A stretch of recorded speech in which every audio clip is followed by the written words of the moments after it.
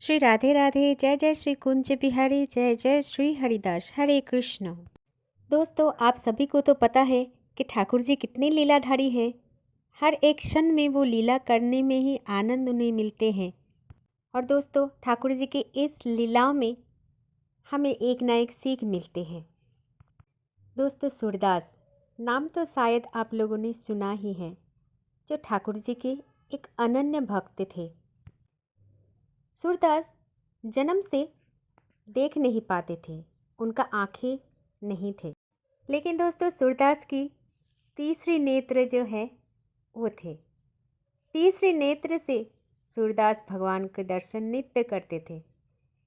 आप और हमको पता भी नहीं होते कि आज ठाकुर जी ने कौन सा पोशाक धारण किया, लेकिन सूरदास को ये भी पता हो जाता कि आज ठाकुर जी ने कौन सा पोशाक धारण किया, कैसे बाजू बंद पहने, कैसे मोर पंख, पगड़ी कैसे बांधी, सब कुछ उनको पता था। वैसे तो सूरदास ठाकुर जी को हमेशा एक एक नए नए सुर बना के अपने ठाकुर जी के सामने बैठे भजन कीर्तन करते थे। उसका आंखें नहीं था, इसलिए उसको कोई गम नहीं था।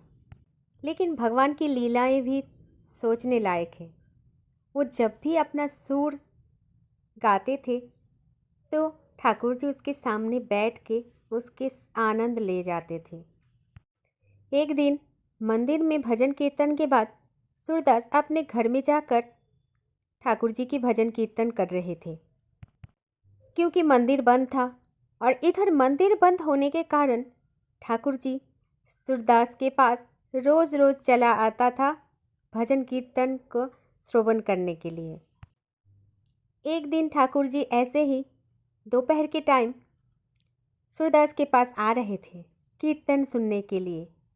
तभी श्री जी ने ठाकुर जी को पकड़ लिया कि आप कहाँ जाते हो, नित्य प्रतिदिन ऐसे चोरी छिपके, आज मैं भी जाऊंगी आपके साथ। तो ठाकुर जी ने बोला, अच्छा ठीक है, फिर चलो। अब तो ठाकुर जी श्री जी को सूरदास की कुटिया पर लेके चले गए और दोनों सूरदास जी के कुटिया में जाकर चुपचाप बैठ गए, क्योंकि सूरदास जी तब ठाकुर जी के ही सुंदर पद गा रहे थे।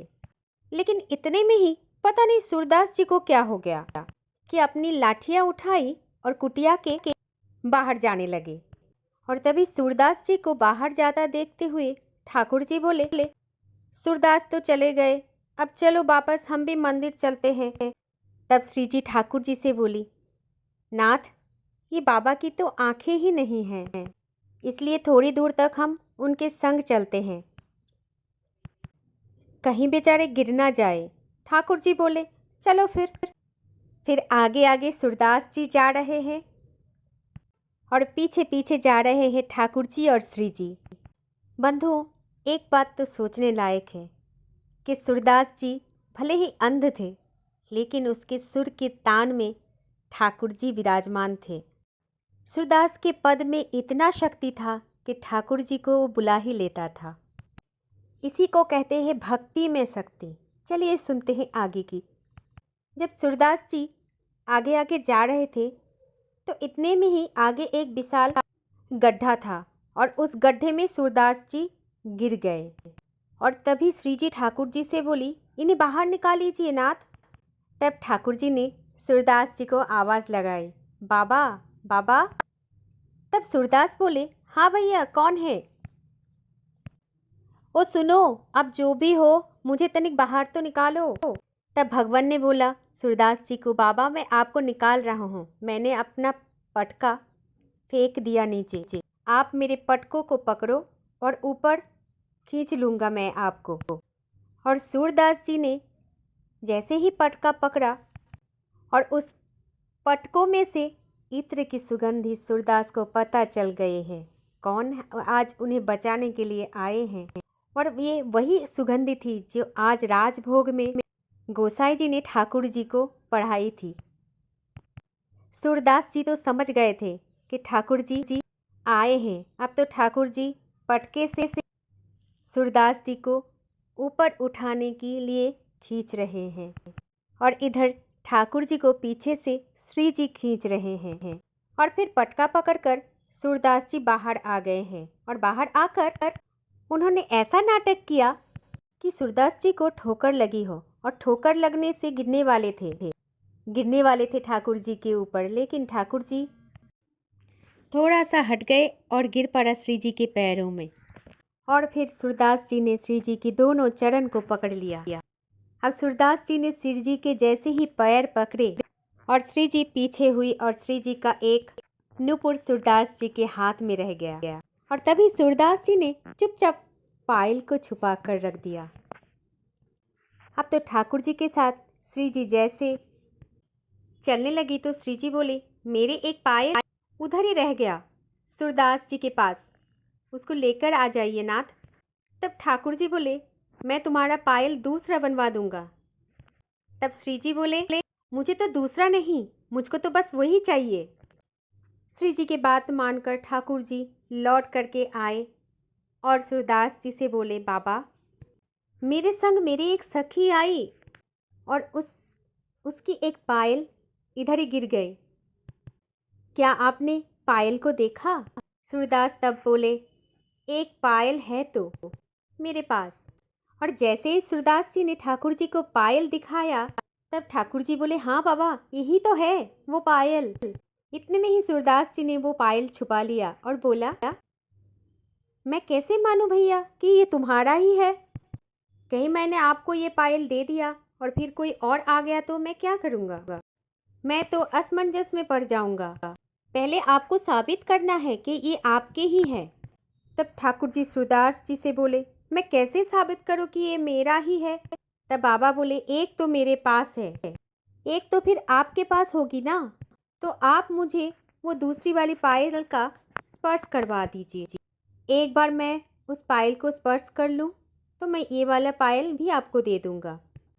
सूरदास जी की ये बात को सुनकर श्री जी को सब कुछ समझ में आ गया कि सूरदास जी को पता चल गया है। और फिर श्री जी बोली, बाबा ये ले, मेरा चरण को स्पर्श करके देख ले, मैंने ही दूसरा पायल पहन रखी है। जैसे ही सूरदास जी ने श्री जी का पैर स्पर्श करके देखी और बोले, लाओ दूसरा चरण दो, और तभी श्री जी ने अपना दूसरा चरण भी आगे कर दिया तो सूरदास जी ने वो पायल श्री जी के चरणों में पहना दिया। और फिर सूरदास जी ने श्री जी का दोनों चरण पकड़ लिए। अब तो मैं आप दोनों को नहीं जाने दूंगा, अब तो मुझे पहले आप कृपा कर दो। आप तो महाराज ठाकुर जी हाथ जोड़ने लगे सूरदास जी के आगे। ठाकुर जी सूरदास जी को कहने लगे, सूरदास मैं तेरी पाँव पड़ूं, भैया मुझे जाने दे, उधर मंदिर में गोसाई जी बहुत ज़्यादा नाराज़ हो जाएंगे। तब सूरदास ने बोले, ठाकुर जी आपको मैं ऐसे कैसे जाने दे सकता हूँ? आज तो आप दोनों युगल पधारे हो, कृपा करो, मेरे दोनों नेत्र मुझे प्रदान करो, आपके दर्शन करने दो, मुझे आपकी दर्शन करने की इच्छा है। तब श्री जी ने तुरंत सूरदास जी के नेत्रों पर हाथ फेर दिया और जैसे ही सूरदास नेत्र खोल करके देखा तो सूरदास जी को प्रिया प्रीतम की दर्शन हो गई। और इसके बाद सूरदास जी ने ठाकुर जी को और श्री जी को नेत्र भर करके देख लिया और फिर श्री जी से एक और कृपा करने के लिए बोला कि श्री जी कृपया आप मेरा नेत्र पहले जैसा कर दीजिए, क्योंकि मैं जिन नेत्र से आपकी और ठाकुर जी को एक बार दर्शन कर लिए हैं उस नेत्र से मैं इस दुनिया को नहीं देखना चाहता हूँ। तब श्री जी ने सूरदास जी की ये इच्छा भी पूरी किया। दोस्तों भगवान से प्रेम चाहते हैं। दोस्तों ठाकुर जी की लीलाएं तो अद्भुत है, जो लीलाएं कभी भी किसी के साथ भी हो सकते हैं। बस उन्हें प्रेम से बुलाओ, प्रेम से पुकारो और उन पर अटूट भरोसा रखो, वो ज़रूर आएंगे। हमसे, आपसे, सबसे मिलने आएंगे, सबसे मिलना चाहते हैं, क्योंकि हम तो उनके बेहद प्रिय हैं। इसीलिए राधे राधे बोलो। जय जय श्री राधे राधे, जय जय श्री कुंज बिहारी, जय जय श्री हरिदास, हरे कृष्ण। दोस्तों जितने भी भक्त थे भगवान के, वो सभी भक्त बस एक ही चीज़ पर ध्यान रखते हैं, भगवान के प्रति सच्चे प्रेम भाव से ही भगवान को सभी भक्त ने पाया है। दोस्तों, कलयुग में भगवान ने एक आशीर्वाद दे रखे हैं कि जो भी व्यक्ति उन्हें सच्चे प्रेम भाव से बुलाएंगे वो उन पर जरूर कृपा करेंगे।